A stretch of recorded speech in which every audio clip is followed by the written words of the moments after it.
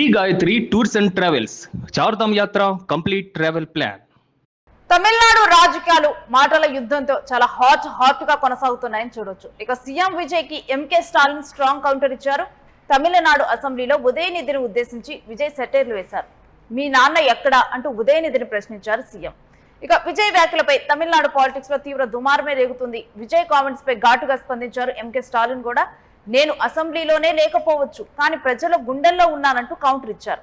ప్రజలు నన్ను ఎక్కడ వెతికితే నేను అక్కడ ఉంటానంటూ మాజీ సీఎం మాట్లాడారు. ఇక విజయ్ వ్యాఖ్యల మీద డిఎంకే నేత ఎమ్మెల్యే కేఎన్ నెహ్రూ ఫైర్ అయ్యారు. మా నాయకుడు త్వరలోనే అసెంబ్లీలోకి అడుగు పెడతారంటూ నెహ్రూ మాట్లాడారు. ఇక దీన్ని బట్టి స్పష్టమవుతుంది, రాబోయేటువంటి ఉప ఎన్నికల్లో స్టాలిన్ పోటీ కన్ఫర్మ్ అయినట్లు డిఎంకే కన్ఫర్మ్ చేసినట్లుగా మారిపోయింది. ఇక ఇటు విజయ్ వ్యాఖ్యల మీద మిత్రపక్షం వీసీకి అభ్యంతరం వ్యక్తం చేస్తూ ఉంది.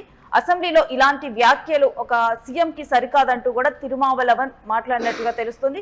ఇక ఈ రకంగా కూడా అంటే ఒక మాటలు అనేవి కూడా ఒక శృతి మించిపై వ్యక్తిగత దూషణలకు దారి తీస్తున్నట్లుగా చూడొచ్చు. జనరల్ గా కూడా విజయ్ వ్యక్తిగత దూషణలకు కానీ వీటన్నిటికీ దూరంగా ఉంటారు. కానీ తన వ్యక్తిత్వాన్ని దాటి విజయ్ ఇక్కడ ప్రవర్తిస్తున్నారా, లేకపోతే ఒక పొలిటికల్ గేమ్ లో ఇప్పుడు విజయ్ కూడా అందరు పొలిటీషియన్స్ లానే మారిపోతున్నారా అనేటువంటి దీనికి అనేటువంటి కామెంట్స్ కూడా వస్తూ ఉన్నాయి. మరొక వైపు దీనికి సీఎం స్టాలిన్, మాజీ సీఎం స్టాలిన్ నుంచి ప్రస్తుత సీఎం విజయ్కి అయితే గట్టి స్ట్రాంగ్ కౌంటరే వచ్చినట్టు కూడా వ్యాఖ్యానిస్తూ ఉన్నారు. ఇక ఇది కాస్త అంటే వ్యక్తిగత దూషణలు కాస్త మరొక వైపు ఏంటంటే మాజీ సీఎం స్టాలిన్ కూడా ఇటు విజయ్ను ఉద్దేశిస్తూ చెంగల్పట్టు కోర్టులో తన భర్త కోసం వెతుక్కుంటున్నటువంటి భార్య అంటూ కూడా ఒక పోస్ట్ పెట్టారు. ఇది డెఫినెట్ గా కూడా విజయ్ను ఉద్దేశిస్తూనే, ఎందుకంటే వీళ్ళిద్దరు కేసు ఇప్పుడు చెంగల్పట్టు భార్యాభర్తల కేసు ఇప్పుడు చెంగల్పట్టు కోర్టులోనే ఉంది. గతంలో వీళ్ళిద్దరు ఇక్కడికి హాజరు కాలేదు. గతంలో హీరింగ్ విషయంలో దాని మీద కోర్టు కూడా సీరియస్ అయినటువంటి పరిస్థితి. ఇక విజయ్ని ఉద్దేశిస్తూనే ఈ రకమైన పోస్ట్ పెట్టారని కూడా చెప్తున్నారు. ఒకసారి అసలు విజయ్ ఏమన్నారు, దానికి స్టాలిన్ ఇచ్చినటువంటి కౌంటర్ ఏంటి అనేది కూడా ఒకసారి చూద్దాం. உங்க அப்பா இங்கதான் இருப்பாருன்னு சொன்னாங்க, அதான் தேடிக்கிட்டு இருக்கேன். எங்க உங்க அப்பாவையே காணோம்.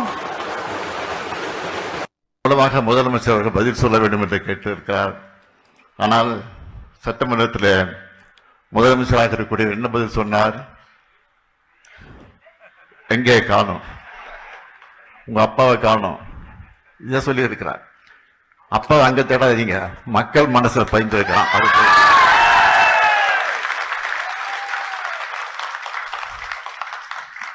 நீங்க தேட நான் இருக்க மாட்டேன், மக்கள் தேட நிச்சயமா நான் முதல் ஆளா நிற்பேன். சட்டமன்றத்தில் நான் இருந்தாலும் இல்லாவிட்டாலும் இன்னைக்கு நான் மக்கள் மன்றத்தில் இருக்கிறேன் என்பதை మాత్రం నిలిచారు. ఇక మాజీ సీఎం స్టాలిన్ ఇటు టీవీకి అభ్యర్థి చేతిలోనే ఓడిపోవటం జరిగింది. ఆ తర్వాత ఇప్పుడు ప్రతిపక్ష నేతగా స్టాలిన్ కుమారుడు ఉదయనిధి కొనసాగుతూ ఉన్నారు.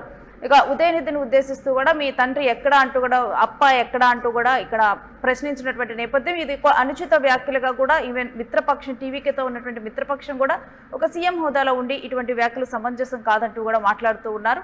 ఇక దీనికి ఇటు మాజీ సీఎం స్టాలిన్ కౌంటర్ ఇవ్వడం జరిగింది. ఎక్కడ వెతికితే అక్కడే ఉంటారంటూ కూడా. కాకపోతే విజయ్ చేసినటువంటి ఈ వ్యాఖ్యలు మాత్రం రాజకీయ దుమారాన్ని రాజేసిందంటూ మాత్రం సందేహం లేదు. ఇది కాస్త కొంత వ్యక్తిగతంగా వెళ్తున్నటువంటి పరిస్థితులను చూస్తూ ఉన్నాము. ఇక ఇటీవల జరిగినటువంటి తమిళనాడు అసెంబ్లీ ఎన్నికల్లోనే డిఎంకే తరఫున పోటీ చేసినటువంటి మాజీ సీఎం స్టాలిన్ తన సొంత నియోజకవర్గమైన కొలత్తూరులో ఓడిపోవటం, అది కూడా ఒక టీవీకే పార్టీ అభ్యర్థి చేతిలో ఓడిపోవటం, పరాజయ పాలవ్వటం, అదంతా కూడా ఆ విషయాన్ని కూడా మరలా గుర్తు చేస్తే ఈ రకంగా మాట్లాడుతుంది. ఇక తరువాత నెక్స్ట్ రాబోయేటువంటి ఉప ఎన్నికలలో ఇటు స్టాలిన్ ఇప్పటి వరకు కూడా అసలు పోటీ చేస్తారా లేదా అనేటువంటి ఒక సందేహం ఉంది. కానీ ఈ తర్వాత కన్ఫర్మ్ అయిపోయింది.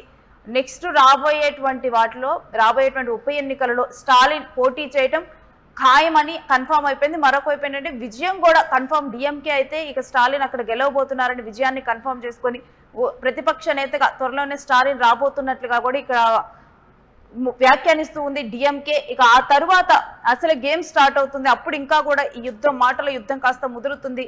ఇప్పుడు విజయ్ చేసినటువంటి వ్యాఖ్యలు డిఎంకేలో ఇంకా కూడా అంటే ఇప్పటికే అసలు అనుకోని ఒక పరాజయాన్ని చవిచూస్తుంది డిఎంకే. ఆ తరువాత పరిస్థితులను మనం చూస్తూనే ఉన్నాం తమిళనాడు రాజకీయాలలో. ఇక ఇప్పుడు సీఎం చేసినటువంటి వ్యాఖ్యలకు గాను డిఎంకేలో ఉన్నటువంటి అసంతృప్తికి కానీ, లేకపోతే జరుగుతున్నటువంటి ఇప్పుడు ఏదైతే వ్యాఖ్యలు జరుగుతున్నాయో ఉదయనిధి కూడా కొంత దూకుడుగానే వెళ్తూ ఉన్నారు. వీటన్నిటిలో కూడా ఇక ఇంకొంచెం కూడా విజయ్ వ్యాఖ్యలు అనే దుమారాన్ని రేపై దీంతో తర్వాత ఇప్పటికే వ్యక్తిగతంగా కొంత వెళ్తున్నటువంటి అంశాన్ని మనం చూస్తూ ఉన్నాం. విజయ్ విడాకుల అంశాన్ని డిఎంకే గతంలోనైతే దాని విషయంలో బీజేపీ ఎప్పుడైతే దీన్ని బీజేపీ తెర మీదకి తీసుకొని రావడం జరిగిందో అప్పుడు డిఎంకే దీని మీద స్పందిస్తూ కూడా వ్యక్తిగతంగా కూడా తాము ఎప్పుడు టార్గెట్ చేయనట్టు కూడా ఆ వ్యక్తిగత అంశాలని డిఎంకే ఎప్పుడు కూడా మాట్లాడలేదు. వాళ్ళు కూడా తప్పు పట్టడం జరిగింది త్రిష అంశాన్ని తెర మీదకి తీసుకొని వచ్చినప్పుడు.